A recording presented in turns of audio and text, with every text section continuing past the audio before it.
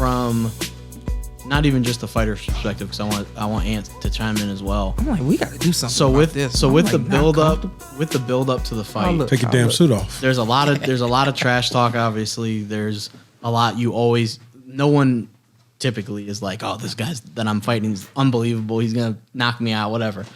But I think how much of what they said about Lomachenko do you think they believed and that they were proven correct? Because before the fight, Teofimo Sr. and Jr. were both like, I don't think he's the guy. I don't think he's that guy. They believed at least 90%. Okay. And I did not believe that they felt that way or were believing everything that they said going into the fight.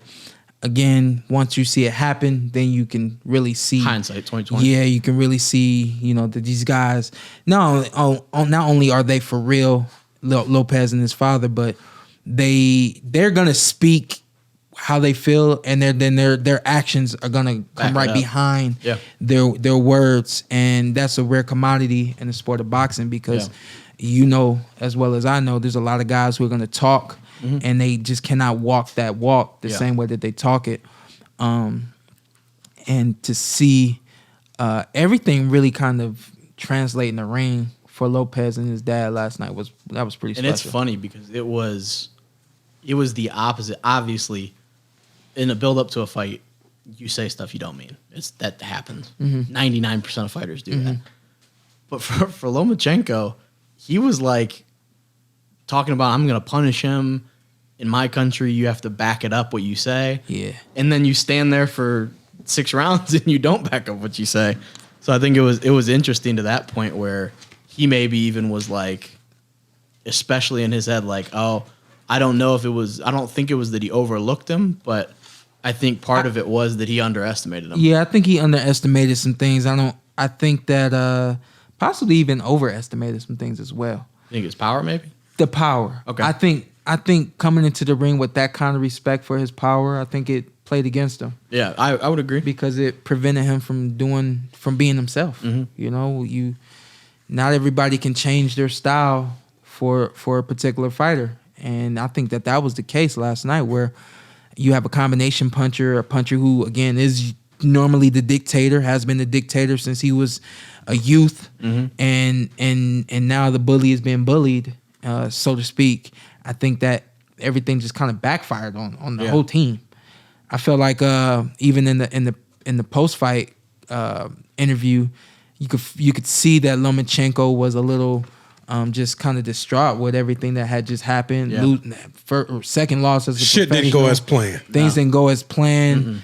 Even your game plan didn't really go the way you expected it to go. Lopez didn't. He really didn't play the music you expected him to play. Yeah. You cannot give up half a fight. No. Shawn, can you imagine you giving you? Can you imagine? Think of how mad he was when Jason Rosario. Yeah, 30 seconds. Those 7 punches. Shawn, can you imagine just dodging for 5-6 rounds? Absolutely not. And knowing you have to be perfect for the next 6. And just to touch on the scorecards, just for a second. Crazy. We don't agree with that 119, 109. Hell no. We don't agree with that. No. This is what happens, or at least this is what I feel happened and is known to happen. Judges, they become accustomed to what they see. Yeah. And so when you see a guy being aggressive and you see a guy controlling the action, you kind of fall asleep in that. Yeah. And so once the tables turn, it's almost like you're a little oblivious to that, because you're kind of used to that, again, that trumpet playing one sound. And it's like once it starts to turn and it's playing another key, you're stuck in the other key, because that's kind of what your mind knows, and how it's almost like what you unconsciously told yourself is going to happen. A lot of judges predict the fight. Yeah, the fight either starts to go the way that they think it's going to go, and they go with that. That's terrible. I know. Or it starts to go the opposite way, and they start to go with that. You don't have, the judges aren't really trained, I don't think, enough. They're not judges aren't trained enough to be able to sense the different turns that a fight can take. Yeah. First off, the car was an embarrassment. You should be ashamed of yourself. But secondly, for kind of what you were saying, is it a combination of what you're expecting. We'll use you because you're here. I know Shawn Porter is an aggressive fighter and he's going to come forward. So you have that side of the equation, and you have the other side of the equation where you don't throw. Mm-hmm. So is it a combination of he didn't do what I expected, Mm-hmm. and he didn't do anything? Mm-hmm. Because I think there's a difference between if it's somebody that you know is more of a defensive fighter. Maybe you're like, okay, I know this. Floyd Mayweather. Absolutely. I know he's gonna counter punch. He's gonna do that. Absolutely. I know Lomachenko throws a lot of punches. He's not throwing a lot of punches. So he's not fighting like himself. Mm-hmm. And then you can, like you said, just kind of get into I'm not giving him unless he really does something. This guy's just dominating him. But to have him win and run around is just embarrassing. I've been to conventions and I've been to conventions and gone to all the meetings because I just, that's what we're doing right now. I thrive in this, so I want to always know what I'm talking about and actually see what's going on. Yeah. Go to a judging convention, a judging meeting, and the lead official who's practically coaching, training, telling these judges what they should be doing, things like that. Stay off of Facebook. Stay off of social media. Don't watch YouTube videos. Don't watch interviews.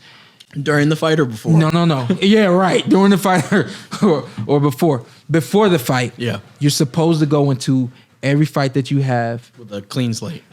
Practically blind. Okay. Goes even further. Don't talk to another judge about what the fight that you're going to be judging next. Well, eventually, fights are announced, and you see who the officials are going to be. Don't walk up to him and say, "Hey, good job. This one, I'm glad you got it. I put my bid in, and I'm glad it was you." Yeah. Look out, because they're going to be subliminal messages that are going to be sent. Yeah. Enjoy that one. It should be action packed. Now you're looking for an action packed fight, and if the exact opposite happens, you are messed up. Yeah, or even fighter specific. If you're like, "Oh, I'm Shawn Porter, Sebastian Formella." Oh man, Shawn Porter is gonna kill him in that fight, but have a good time. Yeah. Then you're like, Shawn Porter didn't kill this guy. Like, what's going on? Exactly. So you can't even have like pillow talk with your wife, husband. No. I mean, either or. Dude said that. Dude said, don't talk to your spouse because you sit there. Your spouse is into what you're into. Yeah. Your spouse watches the fights. Your spouse knows the fighters. Your spouse may even want to talk to you and give you some tips. Yeah. Don't go for it. Right. You stay off of all of that, and you're supposed to go into every fight blind and expecting what happens kind of like jury to duty. happen. Yeah, almost. You don't want to go in preconceived. Exactly like jury duty. Preconceived notions. Because another thing people don't know about, some of these judges are actual judges for court, judges for the government, judges for their state and their city, based on or some whatever. Of these scorecards I'm seeing, I'm not confident. in that it happens, it happens, and it's a shame. Again, last night when I saw the way Dre had scored the fight, I understand how he could have scored the fight the way that he did. And again, I understand how the one official could have scored the fight, giving giving Lopez, I think, 11 out of 12 rounds. You understand how they got there, but you don't agree with it. No, I was like, all right. I just wanted you to clarify. I don't even know how you understand how they got there. I don't even agree with what Dre scored the fight. A draw? He scored it a draw. I didn't agree with the draw. I had a draw. I felt like that was Lopez's fight. I felt like you had, 7-5? He needed to have his hand raised. I don't care what the hell he needed. Yeah. What the hell? What did you? Okay, all right, cool. I had his 7-5. Sean has like a movie. He has like a movie. I feel like you should be undefeated. Nobody give a damn about what I feel. Get to work. No, actually hit one loss. Relax. But I think like what Ant's saying is you can't play a storyline. Yeah.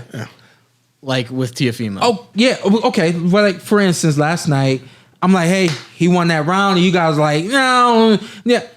I told you, I'm thinking how the judges think. I'm like, I've been in this sport so long now that I'm gonna start to think the way a judge thinks, opposed to the way a fight fan would think, or the way Shawn Porter would think. And it's because I'm just so used to things going the way that they go. You see 119. Never feel that way. Yeah, I mean, but it is what it is. I don't want to feel that way. No, you don't want to accept it. And I think at some capacity, I've accepted some of the things that happen in boxing with the understanding that the bullshit. There's nothing you can do about it. If this is my sport, if this is the sport that I want to change, then I have to learn how to change it.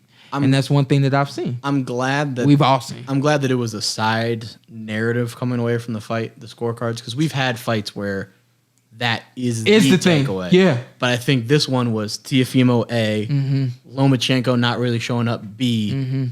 Yo, those scorecards were off. And I didn't see anyone on social media agree with the scorecards. Any of them? The 119, 111. I didn't see anyone that Nobody's gonna agree with that. Anyone was like, hell yeah, he only won one round. Like nobody agreed with that, which is good. Yeah. There's a lot of crazy things in this world. I'm glad we can all agree on that. If that brings the world together, that we can all agree that 119, 111 was crazy. Don't tell me you didn't enjoy what you saw, because I know you did. What you need to do now, hit that subscribe button, hit the like, hit that notification button. Check us out every week, every Tuesday, something new for you right here on the Porter Way Podcast.